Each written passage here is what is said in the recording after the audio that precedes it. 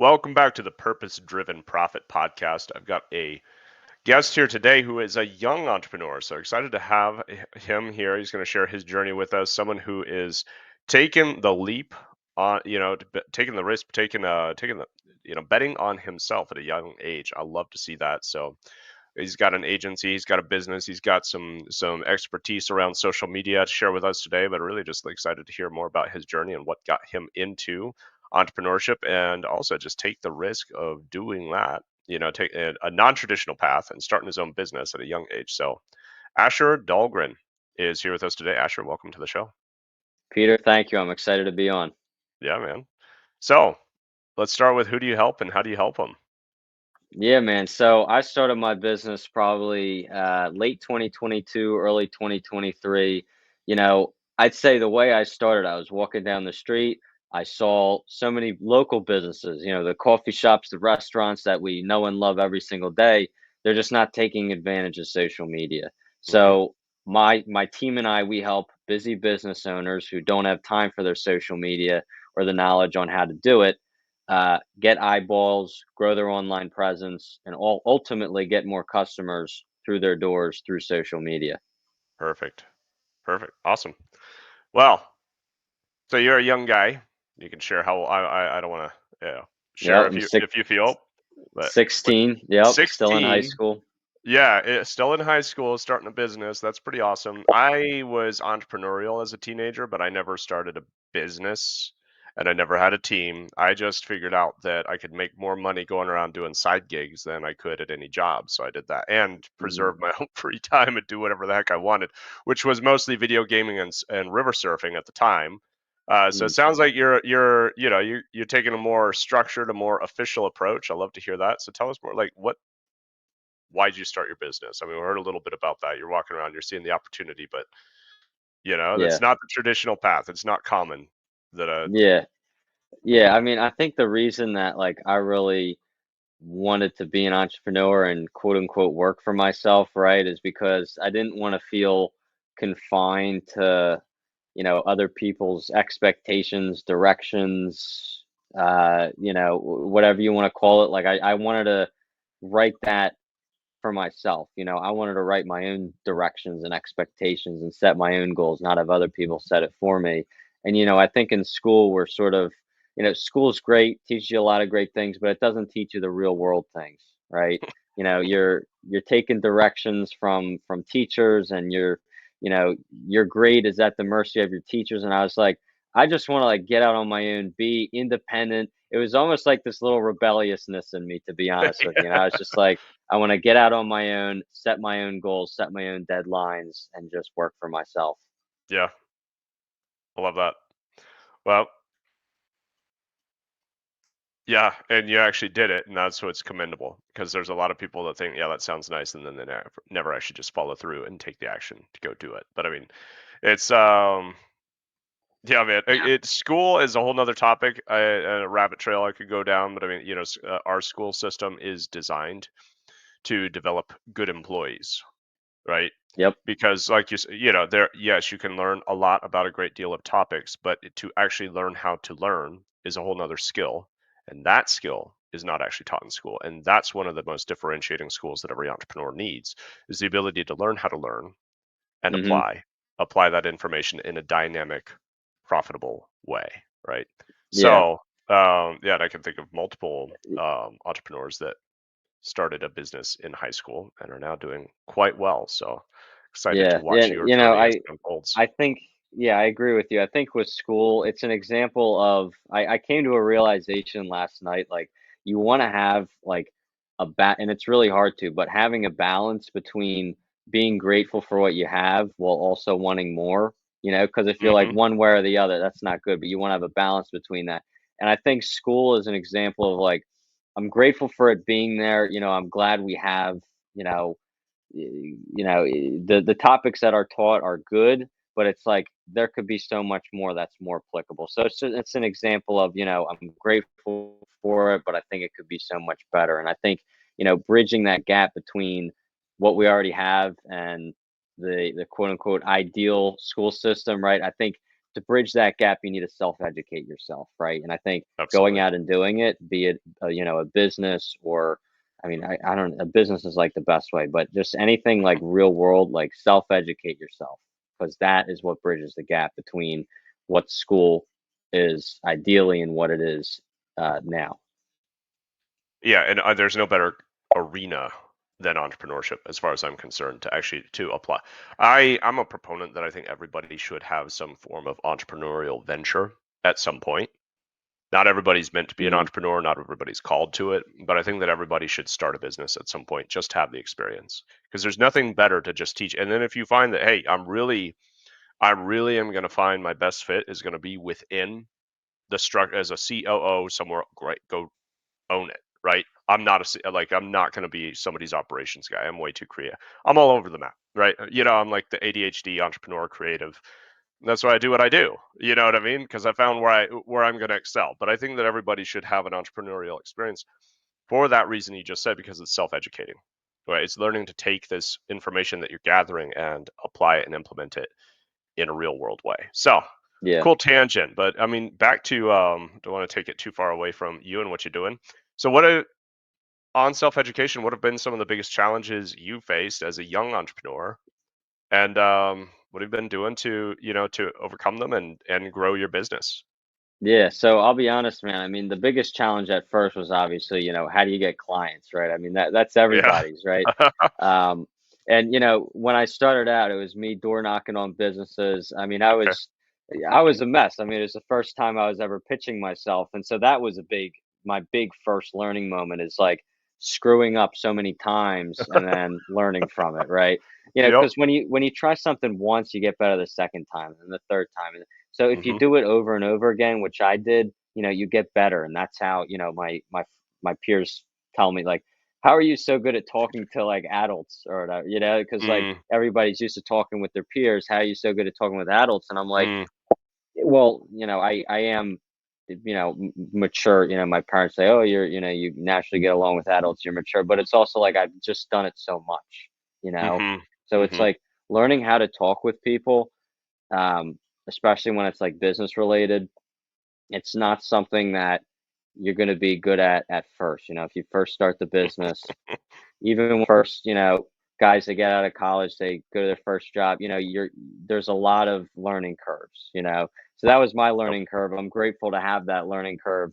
When I was like 14 and 15, I was doing that door knocking on businesses right on. Okay. rather than like 24. Yep. But that was the first thing for me. And I think that's the biggest thing for everybody, learning how to talk to people, to pitch your product, to understand Mhm, people's needs, all the above. mhm. Yeah, door knocking is like the most ruthless school of hard knocks you Yep. could have as sales, as entrepreneur, period.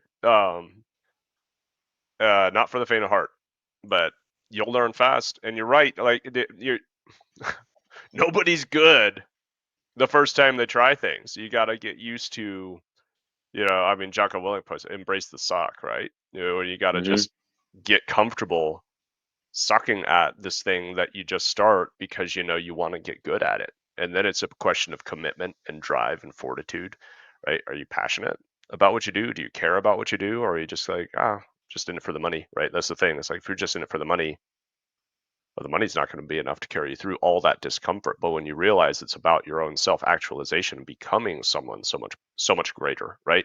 Living so much more. So, Yeah. um, I say and get comfortable with being uncomfortable, right? exactly. Exactly. Yeah, and it loops back to I mean, another great thing you said too was that balance between being dissatisfied and being grateful, right? Hmm. Seeing, hey, this can be improved. Let's also honor and respect the good that is now, right? Yeah. Let's be appreciative of the work that's been done to get us where we are and honor that and leverage it moving forward. Instead of trying to tear things. I mean, you see that in some of the I can open up so many different rabbit, things we could go down. But I mean, you see that in a lot of cultural trends today of like we want to tear down the old and throw it out and say it's bad. But I mean, we're all a product of the culture that we're born and raised in. And our choice is either we look at it and say, hey, how can this be better? And appreciate, and to do that, you have to appreciate what it is now. You have to appreciate Yeah. where you're starting.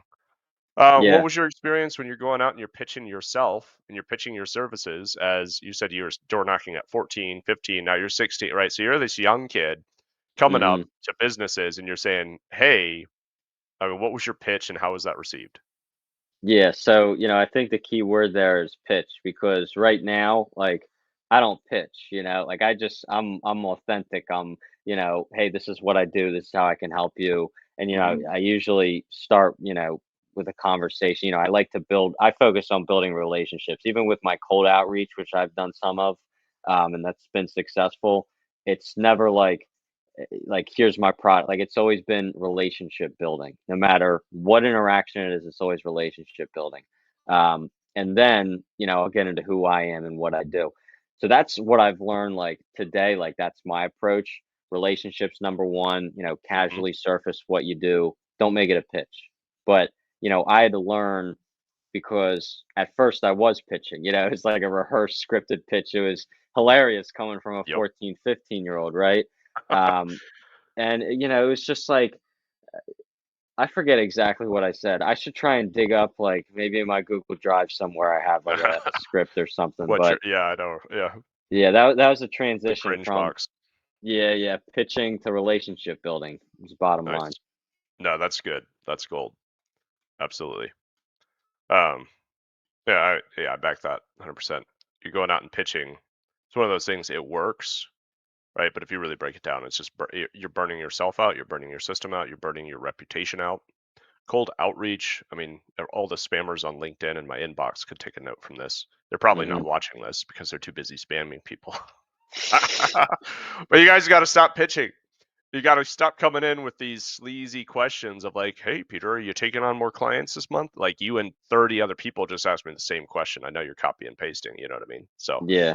tell us more about that relationship building. How are you approaching that in your outreach and and also how's that leverage into what you do with social media? I assume that's probably if you've realized relationship building is an important pillar of business. Absolutely. How Yep. are you leveraging that with your outreach and how are you leveraging that for your clients in their social media?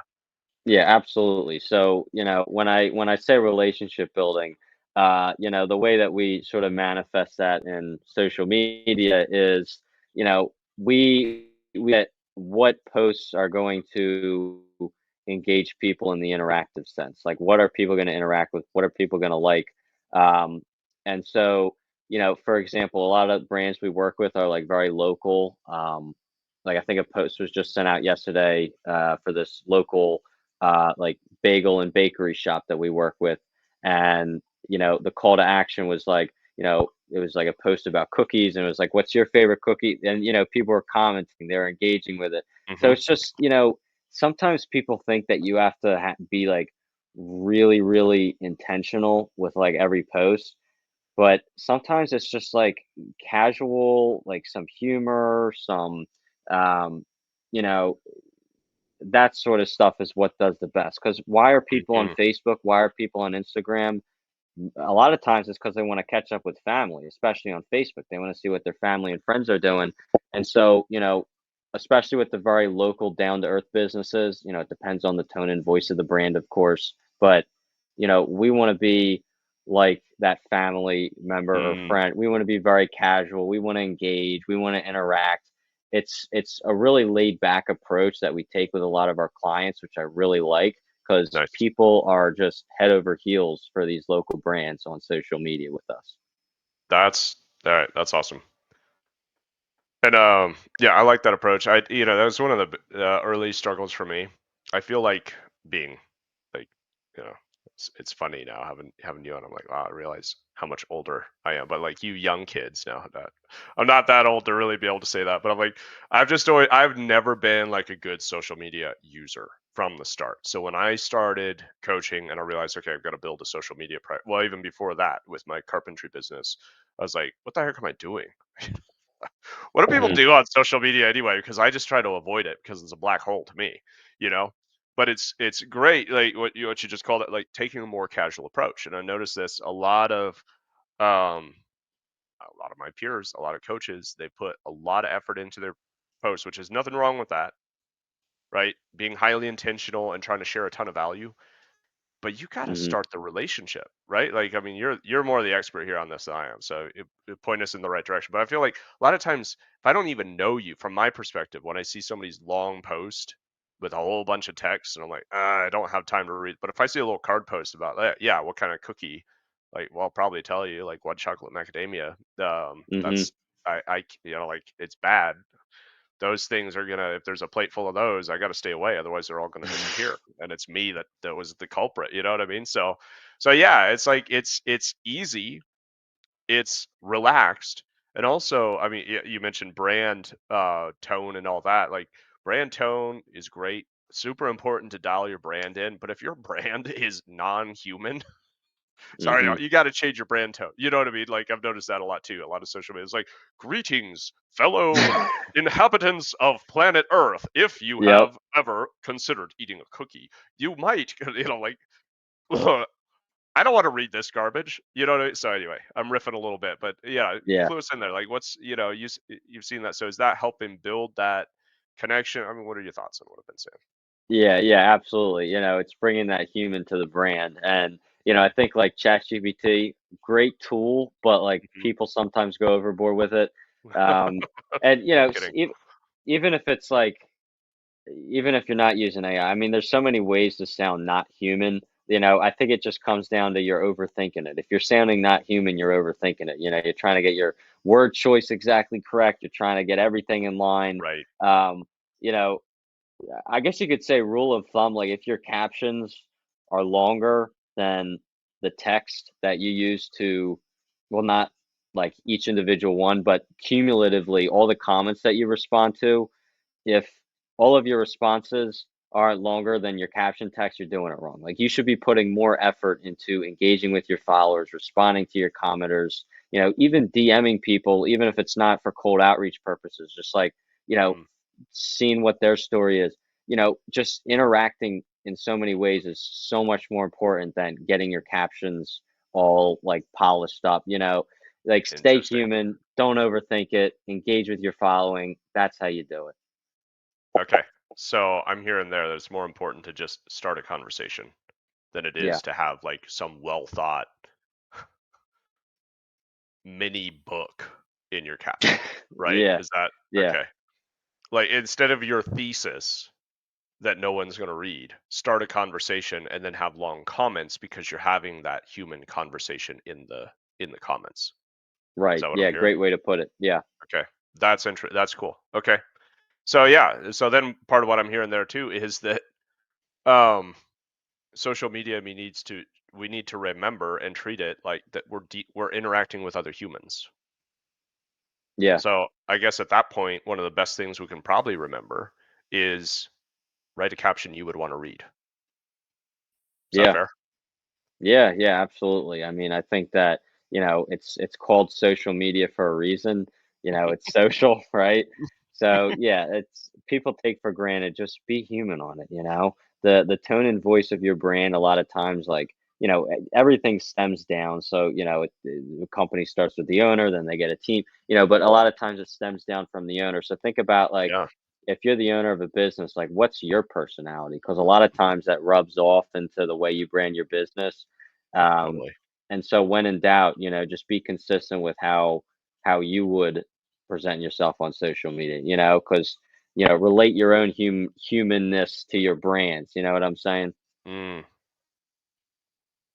yeah. No, I'm with you on that 100%. I believe that the brand should be an authentic reflection of yourself.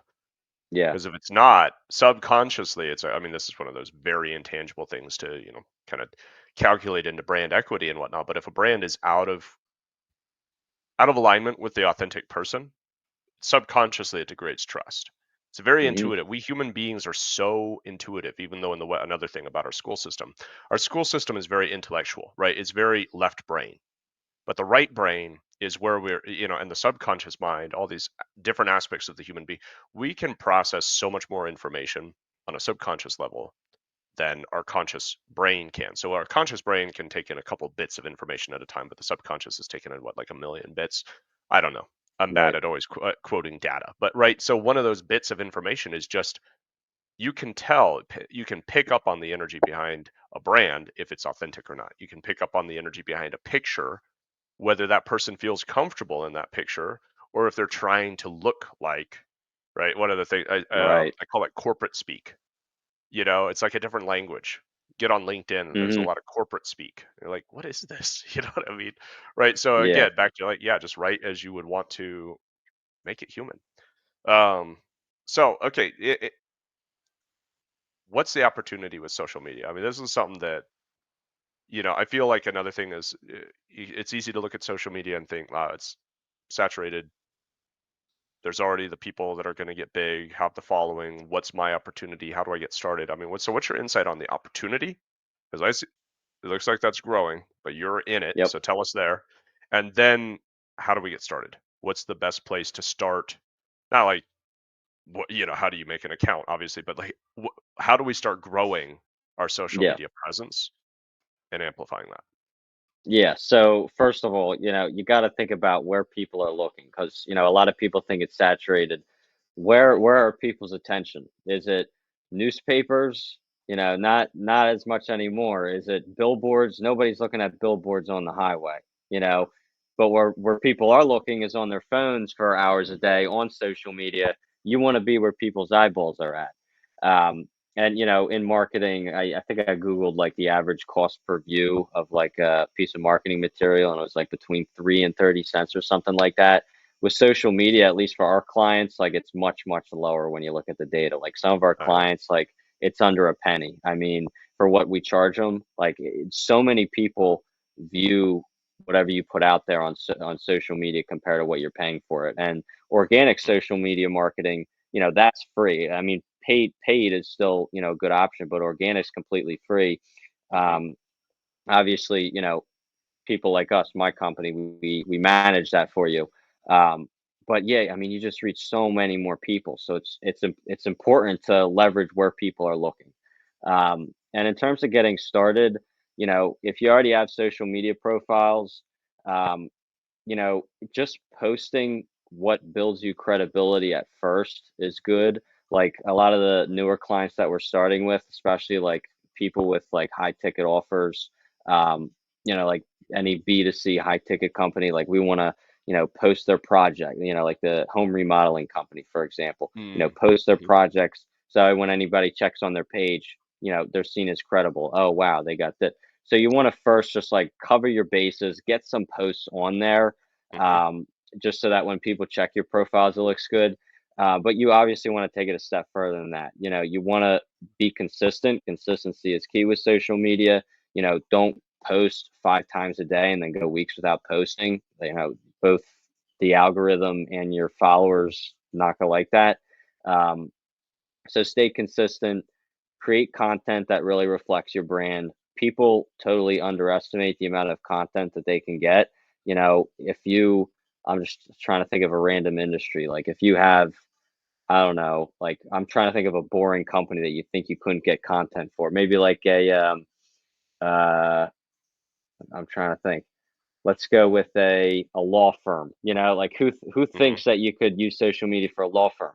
No, what you do is I like the idea of like long form content, right? Like doing like, like this podcast interviews or sit downs or Q&A sessions, breaking those clips up. I have the software that I pay for that I use for clients, breaking those clips up into shorter posts, mhm, pushing that out, bite-sized amounts. Um, if you're in a complicated industry that a lot of people might not understand, break down the difficult things for people. People always like educational value pack posts. mhm, So there's mhm. just so much that you can do that a lot of people don't think is there. I know I just threw a lot at you and everybody, but It's all that's good. that's the gist. Yeah, yeah. So I mean, yeah, it's once again you're building a relationship. You're also building your credibility. One of the things I love about social or just organic presence, right? And the non-paid approach is when you're running paid ads, that's great, and it's completely viable process, right? There's plenty of people that they're making millions of dollars and they don't have an organic presence. But what they're missing out on is the personal brand presence, right? And when you build Yeah. your organic following, you're building brand equity in that. that you don't have if you're just doing paid advertising, because if you don't run the ads, nobody sees it, right? But this organic builds a momentum of its own. That's part of the power behind it. Um, so that enhances your credibility. The other thing is, oh man, my Yep. brain just went blank on the next thing I was going to say. Dude, sorry. That's like this time of the afternoon is dangerous for me for recording. Um, oh, breaking down the journey, right? You have a great opportunity of taking, okay, if it's a law firm, what are the questions that people, what are people worried about? What are the objections people have to going and visiting a law firm for whatever, Yeah. right? If it's a, what if it's a bankruptcy attorney? What if, oh man, I can't do that because of this, this, and this. What are people saying? Break it down, make content about that. Did you know? Mhm. Hey, did you know that you actually, I don't know, I don't know what, because I'm not, right? How about an IT guy, right? Like, hey, did you know that if you do this and this, you can, you can save hours of your time, who knows, right? But yeah, absolutely, it's almost Yeah. wherever you are, there's always a human element. I mean, that's really the thing. When do humans interact with whatever it is you happen to do? You're doing something super technical, well, human beings are still the ones that are interact. That's the thing, right? We talked a little about, like, you love B2B, I love B2B space, but that's another place where it's like it gets really corporate talk really fast. It's because they Mhm. think, oh well, it's business to it's still human to human, people, right? Yep. You know what I mean? Like, I'm still a human. So are Yep. you. Let's talk like we're human beings. Not, well, I am business robot number, Yeah. A1C39997. you know, Yeah. so, I hands down agree. I even like in my email communication to clients, like, there's things I could do to make the email so formal and but I'm honest, I'm laid back, I'm to the point. I don't put all mhm, that extra fluff, that corporate fluff, it's just mm-mm. yeah, right on. Yeah. You've been saved from the indoctrination. I'm glad. um, yeah, and I mean the copywriters I learned from early on, it was great because they have that approach, right? If it's not sixth grade level or less, you're just missing the point, So, and the most effective Yeah. copy I've ever written has been just basic, simple, kind of dumb. I'm not an English. I actually I dropped out. I went and took the GED, so I'm not sure. Not even good. If yeah, I had to if I had to pass a grade, that's not where I'm gonna excel. But Yeah. um, yeah, okay. Simple. So what's the way to, like, okay, so somebody is cruising on social media, or they feel like, okay, I'm being consistent, but I'm not seeing traction. What are they missing? Yeah, so what we do with our clients, I like to mix up the type of content a lot, especially when I first work with them, because it's a matter of seeing what works and what doesn't. If Okay. something doesn't work, well, if it doesn't work one time, I mean, that could just be one time, but you try it a few times, it's not catching on, try something different, right? I'm sure, like, if you have like 100 followers, like if you're like small, um, look at your best performing video. You're still going to have a video if you post consistently that has done over 1,000 views, that has, outperformed the rest. Maybe your averages are like 200 on your other ones. Just replicate what's working, right? And like for one client, I was just off a call today earlier. They're a publication company, and so we make posts for their articles to drive link clicks to their site. And we noticed that posts with like lists, like here are the best Mm, towns in X community, like where you don't give away the information, but it's like, people are curious, like, oh, what, like that, those have gotten a ton of clicks compared to some of our other articles. And so just replicate that, Obviously, we're not going to make every post about that because we want to, keep the variety, but replicate what's working. I've learned that, good hooks on your videos are important. mhm. Sometimes when you look at your best performing videos, you'll notice, oh, wait, I did grab people's attention pretty good here. Maybe I should do something like that again. But just replicate what's working. Simple. It's good. Got to put stuff out to know what's working. Yep. But yeah, absolutely. I think that's one of the places we get hung up as humans, right? As we go, like, oh, let me, it's working. I better try something else. Yeah, just do what Yeah, works. yeah.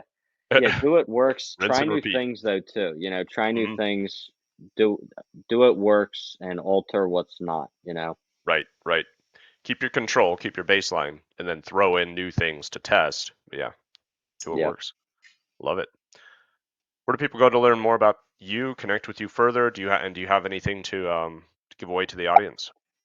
Yeah, so my website, dahlgrensocial.com, you'll learn a lot about the business there. Go check that out.